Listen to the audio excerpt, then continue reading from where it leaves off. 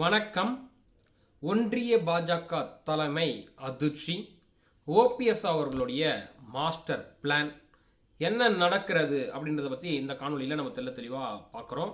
அதாவது ஓபிஎஸ் அவர்கள் என்டிஏ கூட்டணியிலிருந்து வெளியேறியது அனைவரும் அறிந்த உண்மை. இப்படிப்பட்ட சூழலில் தான் பார்த்திங்கன்னா இப்போ ஒரு நிகழ்வானது அரங்கேறி இருக்கு. என்ன விஷயம்னு கேட்டிங்கன்னா, நேற்று பாஜக நிர்வாகி கூட்டத்தில் கலந்து கொள்வதற்காக சிறப்பு விருந்தினராக கட்சியினுடைய தேசிய அமைப்பு பொதுச் செயலாளர் சந்தோஷ் அவர்கள் பார்த்தீங்கன்னா வருகை புரிந்திருந்தார்.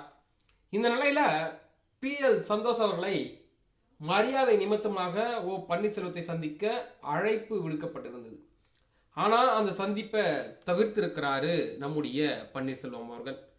சென்னையில் தமிழக பாஜகவினுடைய புதிய நிர்வாகிகளுடன் தேசிய அமைப்பு செயலாளராக இருக்கக்கூடிய சந்தோஷ் அவர்கள் ஆலோசனை நடத்தினார். இந்த ஆலோசனைக்கு பிறகு OPS சந்திப்பானது ஏற்பாடு செய்யப்பட்டிருந்தது. அதற்கு பார்த்தீங்கன்னா OPS தரப்பிலிருந்து எந்த ஒரு விளக்கமும் கொடுக்கல.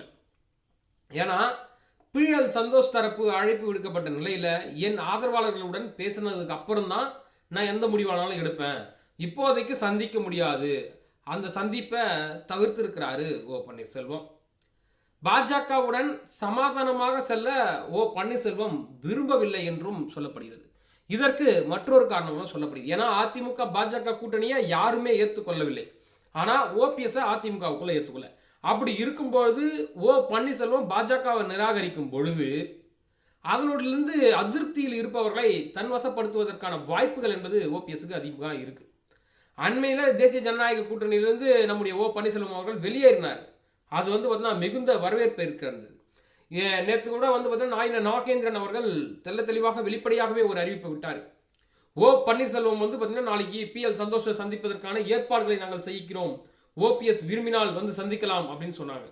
அதற்கு அவருடைய ஆதரவாளர்கள்லாம் பார்த்தீங்கன்னா நிறைய பேர் கமெண்ட்ஸ் பண்ணியிருந்தாங்கன்னா, அதாவது அவங்க வேணா அவங்களை சந்திக்கிட்டோம், அப்போ கூட கூட்டணின்றது அவங்க கூட வேணாம், நீங்க போய் அவர்களை சந்திக்காதீங்க தலைவரே அப்படின்றது தான் OPSின் ஆதரவாளர்களுடைய வலுவான கோரிக்கையா இருக்கிறது. இதனால OPS ஏற்கனவே வகுத்த வியூகம் தான். அந்த கொங்கு மண்டலம் தென் மண்டலம் இந்த ரெண்டு மண்டலத்தையும் சேர்த்து சும்மா எத்தனை தொகுதிக்குதோ அத்தனை தொகுதிகளையும் தன்னுடைய ஆதரவாளர்களை நிற்க வைக்க போறாரு.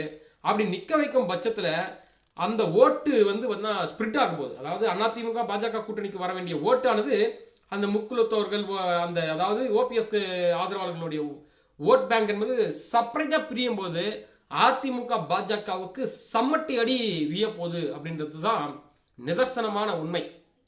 பார்க்கலாம் ஆதரவாளர்கள் யார் பக்கம், OPS யார் பக்கம் என்பதையெல்லாம் அரசியல் காலத்தில் தான் பார்க்க முடியும். நன்றி, வணக்கம்.